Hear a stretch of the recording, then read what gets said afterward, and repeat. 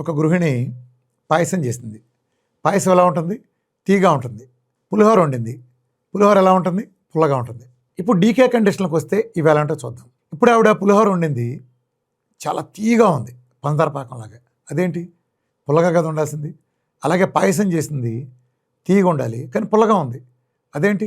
తీపిగా కదా ఉండాల్సింది పాయసం. దాన్నే శరీరం భాషలోకి అన్వయిస్తే మన శరీరంలో 2 మెటబాలిజాలు ఉంటాయి. ఒకటి గ్లూకోజ్ మెటబాలిజం, 2 కీటోన్ మెటబాలిజం. అంటే ఉదాహరణ తీసుకుంటే ఒక కారు స్విచ్డ్ తిప్పితే పెట్రోల్తో నడుస్తుంది, స్విచ్డ్ తిప్పితే గ్యాస్తో నడుస్తుంది. అంటే ఒకే ఇంజిన్ ఉంటుంది కానీ రెండిటి మీద ఏ ఫ్యూయల్కి మనం నడపాలనుకుంటే అలా నడుస్తుంది. అలాగే మానవ శరీరం కూడా 2 ఫ్యూయల్స్ మీద నడుస్తుంది. ఒకటి గ్లూకోజ్ అనే ఫ్యూయల్, 2 కీటోన్స్ అనే ఫ్యూయల్ మీద నడుస్తుంది. ఇప్పుడు మీరు ఏది ఇస్తే దాని మీద నడుస్తుంది. ఉదాహరణకి మనం గ్లూకోజ్ మెటబాలిజంలో ఉన్నాం.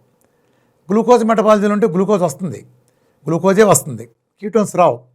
అలాగే కీటోన్స్ రావాలంటే గ్లూకోజ్ని కంప్లీట్గా ఆపేసి కీటోన్స్ ఇచ్చినప్పుడు, లేదా గ్లూకోజ్ ఆపేసినప్పుడు మాత్రం కీటోన్స్ వస్తాయి. ఈ 2 సహజంగా జరిగే విషయాలు.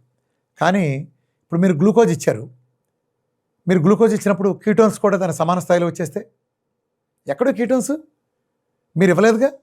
మీరు కీటోన్స్ ఇవ్వలేదు, గ్లూకోజ్ ఆపితే అని రావాలి. ఎలా వచ్చినాయి కీటోన్స్? గ్లూకోజ్ వచ్చింది, దాని పోటీగా కీటోన్స్ కూడా వచ్చేసినాయి. ఎలా జరిగింది ఇది? దీన్నే డయాబెటిక్ కీటో ఎసిరోసిస్ అంటాం.